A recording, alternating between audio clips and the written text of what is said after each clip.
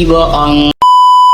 Aku hanya memikirkan satu peraturan penting. Kenapa kau lakukan hari ini kalau kau bisa melakukannya besok? Hahaha. Few moments later.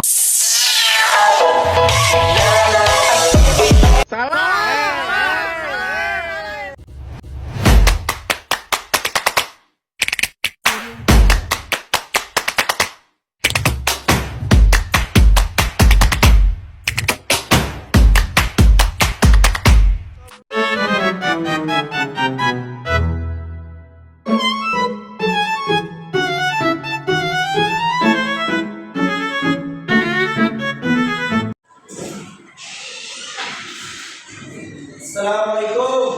Waalaikumsalam warahmatullahi wabarakatuh.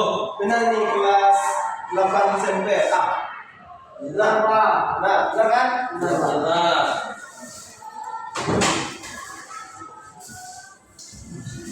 Baik. Sebelum kita memulai pembelajaran kita ini, bagaimana pembelajaran Bapak? Ada saya? Andrian, Jaka, Faisal, baik. Sebelum kita mulai pembelajaran, pastikan dulu sekitar anak-anak Bapak tuh harus bersih, rapi. Coba rapiin dikit, tuh. Bagus, Bapak. Nah, sudah rapi, sudah siap belajar? Sudah. Baik. Sekarang sebelum kita mulai pembelajaran, marilah berdoa dulu. Saya. Teman-teman, untuk memulai pelajaran kita hari ini berdoa dimulai. Bismillahirrahmanirrahim. Rabbi sholli sadri wa yassir li amri wahlul 'uqdatam min lisani yafqahu qawli. Rabbi zidni ilma warzuqni fahma. Amin. Baik, sebelum kita mulai pembelajaran, Bapak akan mengambil absen terlebih dulu ya. Andrian di mana? Hadir Pak. Jaga. Wah, Faisal. Hadir Pak. Saya. Hadir Pak. Ada tempatnya yang hadir. Hadir semua Pak. Hadir, Pak. Siapa tuh? Dek berentak Pak. Mana dia? Izin ya Pak. Izin. Oke, baik. Sebelum kita mulai pembelajaran, ada yang tahu? Masih ingat nggak pelajaran minggu lalu? Pembelajaran kita minggu lalu tentang akhlak terpuji. Tercela. Oh tercela. Masuk anak kalian. Jadi kemarin itu kita membahas tentang akhlak tercela, itu bullying dan berkata kasar pada teman.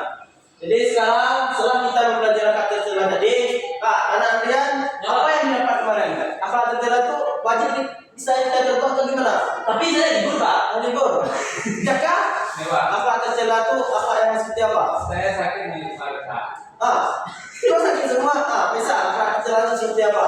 Akhlak tercela itu akhlak yang tidak bisa di akhlak yang buruk. Yang buruk. Bagus. Saya akhlak tercela itu Akhlak yang harus dihindari. dihindari. Mantap. Jadi untuk pemahaman minggu kemarin sudah mantap ya semuanya. Jadi akhlak tercela ini jangan ditiru. Jadi kita masuk ke akhlak yang selanjutnya, itu apa pelajaran kita hari ini? Akhlak Terpuji. terpuji. Sebelum kita membahas akhlak terpuji, apa itu akhlak terpuji? Ada tahu? Akhlak yang baik Pak. Yang baik. Akhlak yang didapatkan pahala kalau kita menjalankan Pak. Apa lagi?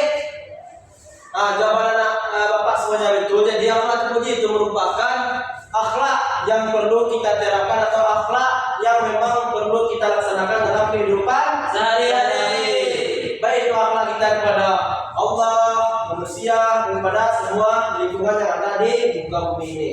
Jadi kita pembahasannya itu tentang ada 4 akhlak yang menjadi pembahasan kita hari ini. Apa saja? Coba lihat dulu.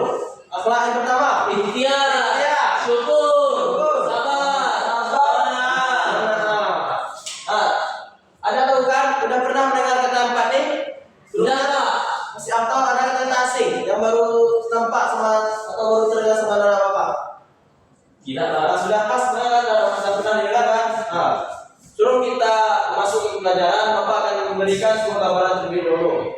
Jadi, kenapa kita perlu memerlukan pembelajaran akhlak terpuji ini? Karena tujuan dari pembelajaran ini adalah supaya Anda semua tahu bahwasanya dalam pembelajaran kita tuh bisa tahu pengertian dari yang pertama ikhtiar, syukur, sabar, dan qanaah. Jadi setelah kita tahu, lalu kita bisa mencontohkannya dalam kehidupan sehari-hari dan mengerti apa-apa saja akhlak yang perlu kita laksanakan dan apa saja yang perlu kita tinggalkan. Tapi dari sini untuk tujuan yang ketiga yaitu kita tahu bahwasanya dalam tiga akhlak ini ada dalil naqli atau ayat-ayat Al-Quran yang menyertainya. Baik, langsung saja kita masuk ke pembahasan yang pertama yaitu tentang baca saya apa nih? Ikhtiar. Apa itu ikhtiar? Bersungguh-sungguh. Bersungguh. Betul. Apa lagi? Berusaha. Apa lagi yang sekarang? Jadi memang betul jawaban dari anak-anak semua. Jadi ikhtiar ini merupakan suatu usaha kita dalam mencapai sesuatu dengan cara bersungguh-sungguh. Jadi sebagaimana yang telah kita gambarkan dan terdapat dalam Al-Quran, yaitu Quran surah An-Najm tentang menumbuhkan semangat dan rasa tanggung jawab. Jadi dalam Al-Quran tersebut menjelaskan bahwasanya jikalau kita ingin mendapatkan sesuatu yang baik, maka itu akan sesuai dengan usaha yang telah kita laksanakan. Sebagaimana ini contoh dalam kehidupan sehari-hari, misalnya nih anak-anak Bapak saya, jikalau kita ingin mendapatkan nilai ujian yang tinggi, kita harus apa? Belajar, apa lagi? Berdoa, iktikaf, betul. Banyak sholat, betul semua. Benar, betul. Kalau kita ingin mendapatkan sesuatu itu kita perlu yang pertama tadi bersungguh-sungguh. Artinya bersungguh-sungguh di sini laksanakan dengan sebaik-baiknya. Jikalau memang sudah kita laksanakan dengan kuat tenaga, itu kita berikhtiar terus. Terus tadi iktikaf juga betul, karena dengan iktikaf bisa membuat hati kita jadi tenang dan kita tahu membedakan usaha yang baik dan mana usaha yang buruk. Kan dalam usaha itu kan banyak macamnya. Ada usaha yang baik, misalnya mencopet juga termasuk usaha, tapi usaha yang buruk. Jadi kita laksanakan usaha yang baik saja. Jadi telah bagaimana Allah gambarkan bahwasanya sesuatu yang kita usahakan itu akan sesuai dengan apa yang kita dapatkan. Artinya di sini, misal kita berusaha kuat, misalnya sejak kali ini dia lagi nulis. Nanti kedepannya kita akan tahu bahwasanya misalnya sekarang sejak kagiat untuk belajar, bahwasanya besok akan menjadi pelajar. Jadi kita dalam menjalani kehidupan ini harus bersungguh-sungguh. Sebagaimana dalam surah An-Najm ayat yang ke-9. Selanjutnya itu syukur. Mungkin anda semua sudah tahu syukur. Apa itu syukur? Bersyukur kepada Allah. Sepanjang waktu. Jadi arti syukur di sini itu mengucapkannya dalam misal artinya kita mengucapkan alhamdulillah. Misalnya nih dapat sejaka, dapat nilai yang bagus, kita ucapkan alhamdulillah. Sejaka mendapatkan jodoh yang cantik yang liani kayak Mutia, kita ucapkan alhamdulillah. Jadi setelah kita melaksanakannya, telah mengucapkan alhamdulillah, lalu kita laksanakan dengan perbuatan. Perbuatannya itu misalnya kita bersyukurnya itu misalnya sholat nih, Allah meminta sholat, jadi kita laksanakan segala perintah Allah. Jadi bentuk syukur kita itu tidak hanya dengan lisan, namun juga dalam tindakan. Misalnya bagaimana Allah dalam surah Ibrahim, ada yang tahu itu surahnya? Kata Allah, la in syakarum la azidannakum wa la in kafartum la azidannakum. Semua ya? Sudah kita. Jadi dalam ayat tersebut menjelaskan bahwasanya la in syakarum, bagi siapa yang bersyukur, la in syakarum la azidannakum, maka Allah akan tambah nikmat padanya. Tapi kalau kata Allah, wala in kafartum, jika kamu kufur, maka inna azabi lasyadid, maka Allah itu amatlah pedih. Jadi dalam menjalani kehidupan ini kita perlu bersyukur. Kan sudah pasti bersyukur. Coba contohkan dalam kehidupan sehari-hari. Coba contohkan, misal contoh syukur dalam kehidupan sehari-hari. bersyukur setelah diberikan nilai yang bagus. Gimana caranya syukur tadi? Dengan cara Ucapkan, alhamdulillah. terus laksanakan dalam tindakan kebaikan sehari-hari. Jadi syukur itu tidak cukup dengan alhamdulillah, namun kita terapkan dalam pengimplementasinya dalam sehari-hari. Nah, mungkin ada yang ditanyakan di sini dua pembahasan ini. Yang pertama itu ikhtiar dan syukur. Ada yang ditanyakan? Nah, apa dia ada yang ditanyakan? Allah. Nah, Iya Pak. betul. Ini kadang-kadang kita ada orang Pak, dia nggak ada berusaha, tapi ada doanya Pak. Apa itu ikhtiar Pak? Betul. Tapi ikhtiar di sini, tapi itu namanya bukan secara bersungguh-sungguh. Ikhtiar yang sebenarnya itu bukan hanya dengan doa, tapi doa juga dibarengi dengan usaha. Misalnya nih, si Jaka mau cewek yang atau jodoh yang bagus, jadi dia harus berusaha memperbaiki dirinya untuk mendapatkan jodoh yang baik yang tersebut. Jadi bukan hanya dengan doa. Paham di sini? Paham. Oke. Paham. Bisa dilanjutkan? Ini usaha. Selanjutnya itu kita masuk ke poin sabar. Apa itu sabar? Nah, marah Pak. Nahan marah, betul. Siapa lagi? Tambah dalam Sabar dalam keadaan betul semua kata. Apa jadi sabar di sini sikap kerelaan hati kita dalam menerima sesuatu yang telah ditetapkan oleh Allah. Jadi sabar di sini ada dalam dua bentuk. Yang pertama itu sabar dalam menerima ketetapan dari Allah dan sabar dalam menghadapi ujian atau masalah. Misalnya nih, kita dalam jalani kehidupan dikasih Allah kehidupan yang kurang, semuanya kurang, kita harus Sabar. sabar juga diusahakan dengan ikhtiar tadi. Jadi sabar ini tidak jauh bedanya dari syukur, hampir sama. Namun di sini sabar ini lebih ke sikap kita dalam menjalani ujian tersebut. Jadi sabar itu merupakan hal yang perlu kita kuasai dalam sifat diri kita, yang kita harus tanamkan dalam jiwa kita agar kita tuh bisa menjadi orang yang bisa benar-benar bisa diterima dan diberi Allah dalam kehidupan sehari-hari. Sebagaimana dalam surah Al-Baqarah ayat 153 ada yang tahu? Salah. Ya baca bismillah dulu. 1, 2, 3. Bismillahirrahmanirrahim. Ya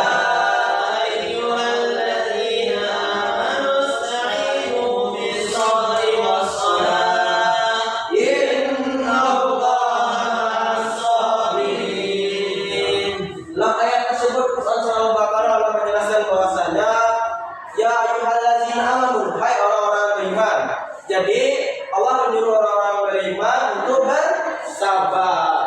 Anda semua beriman kan? Ya. Jadi kalau kita beriman kita harus sabar. Kata ya ayyuhallazina amanu sta'inu bis-sabri was-shalah. Laksanakanlah sabar dan sholat. Artinya di sini setelah kita sabar, terus laksanakanlah sholat. Kenapa sholat di akhir? Karena senantiasa sabar ini merupakan sebuah perilaku kita dalam menjalani kehidupan agar nanti kita dalam sholat itu ikhlas billahi ta'ala tanpa memikirkan hal-hal yang lain. Jadi kita masuk ke pembahasan yang keempat itu qanaah. Qanaah itu ada yang tahu qanaah? Merasa cukup dengan apa yang diberikan Allah kepada kita. Allah, memang betul. Jadi qanaah ini hampir sama dengan syukur tadi, bahwasanya dalam kehidupan ini kita harus merasa cukup. Tidak boleh iri terhadap Apa yang dimiliki orang lain. Misalnya nih, Jaka memiliki mobil Gallardo. Jadi saya bapak dia tidak boleh iri. Walaupun kita pergi pakai motor Astrea, misalnya Astrea Jalanto, Astrea Mantap.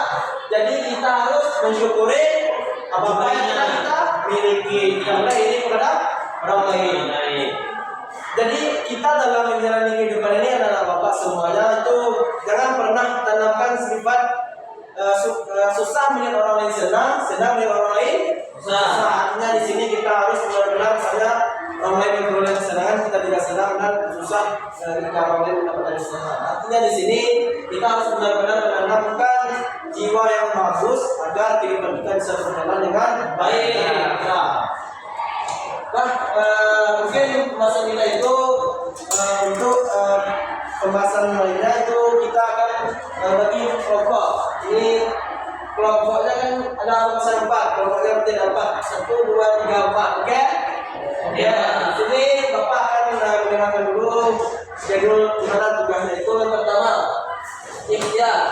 Nanti anak Bapak diskusikan tentang ikhtiar, lalu masing-masing kelompok maju ke depan menjadikan contoh dari ikhtiar tadi.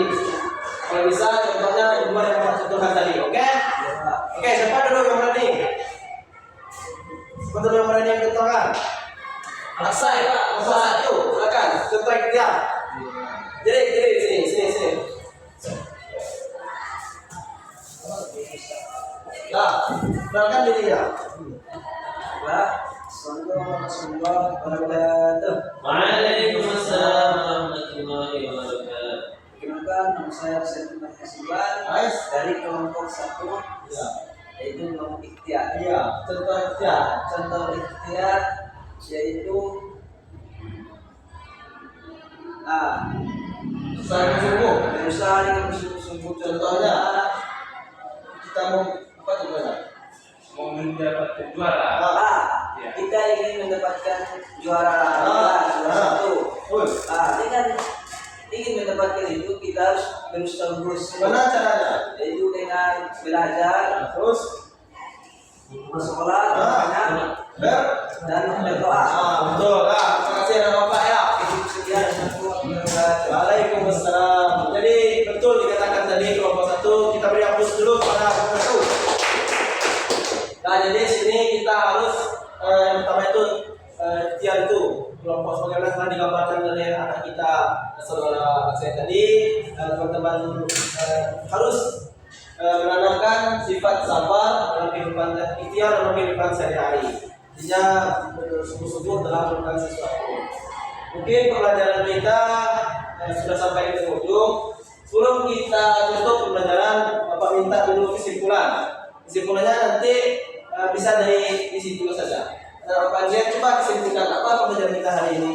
Pelajaran kita hari ini itu tentang sifat-sifat terpuji. Yang benar sifat terpuji itu dibagi dua. Yang pertama ikhtiar, sabar, syukur, dan qanaah. Ikhtiar itu artinya berusaha secara sungguh-sungguh, sabar untuk tabah dalam mencoba memberi menerima apapun yang Allah kehendaki. Syukur itu bersyukur atas nikmat Allah, qanaah itu merasa cukup dengan apa yang Allah berikan. Masya Allah. Kepada Bapak. Baik, terima kasih anak Bapak Andian. Jadi kesimpulan pembelajaran kita hari ini itu kita akan mempelajari kan menjadi ada 4 akhlak terpuji.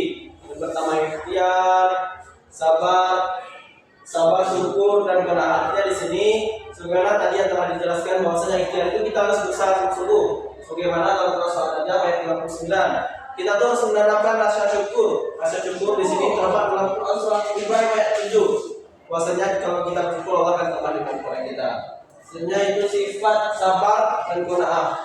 Sabar dan qanaah ini harus kita terapkan. Jadi kesimpulannya di sini kita tahu bahwasanya ikhtiar, syukur, sabar, qanaah itu harus diterapkan dalam kehidupan sehari-hari. Bukan hanya sebagai teori atau bahwasanya ilmu yang berada di pikiran kita, namun ilmu tidak akan sempurna jika tidak diterapkan dalam kehidupan sehari-hari. Jadi anak-anak Bapak semuanya, setelah kita belajar ini, Bapak mengharapkan adanya perubahan dalam perilaku kehidupan sehari-hari. Jadi sebelum kita tutup, Bapak akan memberi tugas. Itu tugasnya berikan contoh sebagaimana telah Bapak bagi kelompok tadi. Berikan contoh dan dalil nakli yang berbeda dengan sikap terpuji yang telah Bapak sampaikan tadi. Bisa tuh, ini ada sedikit dan berikan tadi bentuk peta konsepnya. Buat nanti peta konsepnya ya, oke? Oke, ini mau 1, 2, 3, ini apa tugasnya saya? Ya, konsep. Nah, tugasnya itu buat contoh dalil dan peta konsepnya. Nanti pertemuan berikutnya kita kumpul. Oke, siapa? Siap. Jadi mungkin sekian yang dapat Bapak sampaikan. Dan jangan lupa anak Bapak bahwasanya 4 sikap ini harus kita terapkan dalam kehidupan sehari-hari. Jangan sampai tidak diterapkan. Jadi mungkin untuk mengakhiri kegiatan kita, Bapak akan mengucapkan terima kasih kepada anak-anak semuanya yang telah berpartisipasi nanti kalau ada permasalahan atau problem dalam kehidupan sehari-hari, kita harus menanamkan 4 sikap ini. Jadi mungkin sekian pembelajaran kita. Jangan lupa ibadahnya diperbanyak ya. Jangan lupa itikafnya gimana kemudian rencana? Insya Allah lancar Pak. Jadi mungkin sekian yang dapat Bapak sampaikan. Bapak sudahi dengan